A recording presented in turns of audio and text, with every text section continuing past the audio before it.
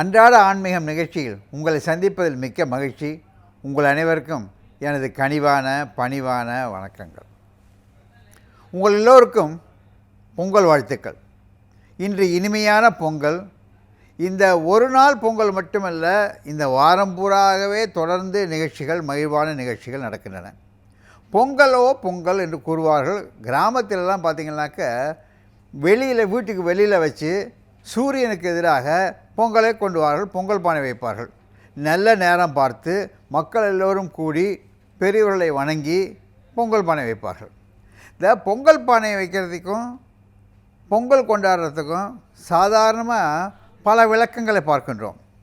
இதை ஒரு அறுவடை விழா என்று கூறுவார்கள், இதை நன்றி செலுத்தும் விழா என்று கூறுவார்கள். இதே போல் பலவிதமான எக்ஸ்ப்ளனேஷன்ஸ் கொடுப்பாங்க. இதில் ஒன்று பாருங்கள், சூரியன் என்பது கண்ணுக்கு தெரிவுகின்ற, எல்லோருக்கும் புலப்படுகின்ற ஒரு தெய்வம், ஒரு சக்தி. அதைக்கு கும்பிடுவதற்காக தான் இந்த பொங்கல் விழா எடுக்கின்றோம். நம்முடன் இணைந்து உழைத்த மற்ற உயிரினங்களுக்கும் சேர்ந்து விழா கொண்டாடுகின்றோம். அதுதாங்க மாட்டுப் பொங்கல் கொண்டாடுறோம், கணுப்பொங்கல் கொண்டாடுறோம், பறவைகளுக்கு கொண்டாடுகிறோம். இது போன்ற பல விழாக்களை வைத்திருக்கிறோம். இதற்கெல்லாம் மேலாக நன்றி செலுத்தும் விழா என்கின்றார்கள். அதில் நன்றி செலுத்தும் விழா, இயற்கை தன்னுடைய வரம்புகளை தாண்டாது, வரம்புகளுக்கு உட்பட்டு நம்முடைய நன்மைக்காக தன்னுடைய பணியை செய்து வருகின்றது. அண்மையிலே பார்த்தோம், ஒரு பேரிடர் போன்று ஒரு பெரும் மழை, வெள்ளம், இதில் பல கஷ்டங்கள் உண்டாகின. இதெல்லாம் அதை மறந்துடுவோம். அதுபோன்று நடக்காமல் இருப்பதற்கு இயற்கை தன் வரம்பு மீறாது, வரம்புக்கு உட்பட்டு பணிகளை செய்கின்றன. அதற்காக நன்றி செலுத்துகிறோம்.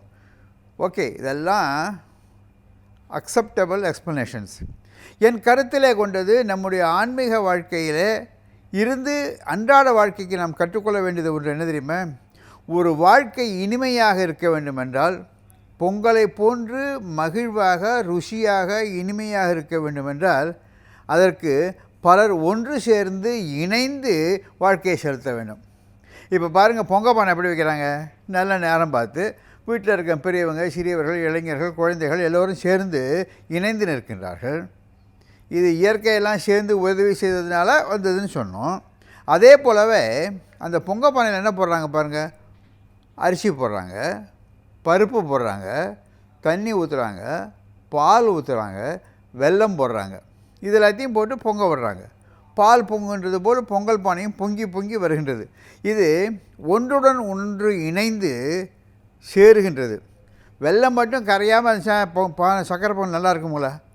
வெல்லம் கரையிறது மட்டும் இல்லைங்க, அது தன் மனத்தை இழந்து அந்த பொங்கலுக்கு தனி மனத்தை கொடுக்கின்றது. வெல்லம் மட்டும் சாப்பிட்டா அப்படி இருக்கும், சக்கரை பொங்கல் சாப்பிட்டா அப்படி இருக்கும். நமக்கு வித்தியாசம் தெரியும் இல்லைங்களா?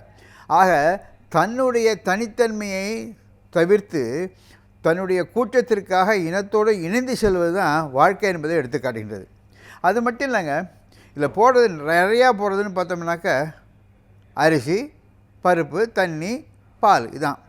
ஆனால் சிறிய அளவிலே போடுகின்ற ஏலக்காய் போடுறாங்க, பச்சைக்கற்பூரம் போடுறாங்க. இது போன்ற சிறு பொருள்கள் சிறிய அளவில் போட்டாலும் அது அந்த ஒரு இணைவுக்கு, அந்த கூட்டிற்கு, அந்த பொங்கல் சோற்றிற்கு மனத்தை கொடுக்கின்றது. அதில் பொங்கல் சோற்றில் நெய் ஊற்றுறாங்க. எவ்வளவு நெய் ஊற்றுறாங்க? ஓரளவுக்கு ஊற்றுறாங்க. ஏலக்காய் போடுறாங்க. எவ்வளோ போடுறாங்க? ஏதோ ஒரு 4-10 போடுறாங்க. பச்சைக்கற்பூரம் போடுறாங்க, ஜாதிக்காய் போடுறாங்க. இது போன்ற பல வாசனை பொருட்களை சேர்க்கின்றார்கள். அதுவும் அளவோடு சேர்க்கின்றார்கள். இதில் பெரிய செய்தி நமக்கு கிடைக்கின்ற செய்தி என்ன தெரியுமா? வாழ்க்கை இனிமையாக இருப்பது தனி மனிதனுடைய முயற்சி மட்டுமல்ல, எல்லோரும் சேர்ந்து இணைந்து இருக்க வேண்டும். எல்லோரும் சேர்ந்து இணைந்து தன்னுடைய தனித்தன்மையை இழந்து அதனுடைய இனத்திற்கு, கூட்டிற்கு பெருமையை சேர்க்க வேண்டும். ஏலக்காய் மட்டும் வாயில் போட்டு பாருங்கள், அது என்ன பண்ணும்? விறுவிறுன்னு இருக்கும்.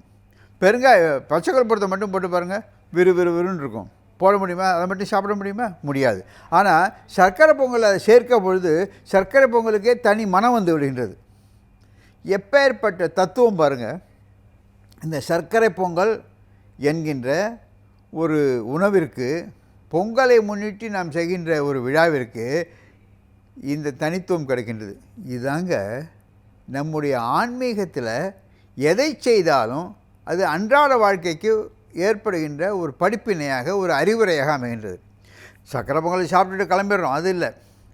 இயற்கைக்கு நன்றி செலுத்துகிறோம், நாம் எல்லோரும் இணைந்து நிற்கின்றோம், நம்மிடையே நமக்கு துணையாக நின்ற உயிரினங்களுக்கு நன்றி செலுத்துகிறோம். அதனால தானே மாட்டுப்பொங்கல் கொண்டாடுறோம். கறவைகள் பின் சென்று காணம் சேர்ந்து உண்போம் என்று ஆண்டாள் பாடினார். அதுக்கு பின்னால் குருவிகளுக்கும் காக்கைகளுக்கும் உணவளிக்கின்றார்கள். அது போன்ற ஒரு விழா. இது போன்ற பொங்கல் விழா தொடர்பாக 2-3 நாட்கள் நமக்கு எதை நினைவூட்டுகின்றது என்றால், நாம் எல்லோரும் வாழ்க்கையிலே சமூகத்திலே இணைந்து நிற்க வேண்டும். இணைந்து நின்று ஒருவரோடு தோள் கொடுத்து உதவ வேண்டும். அப்படி செய்தோம்னாக்க தனி நபர்களுடைய வளர்ச்சி மட்டுமின்றி அந்த சமூகத்திற்கே வளர்ச்சி கூடுகின்றது.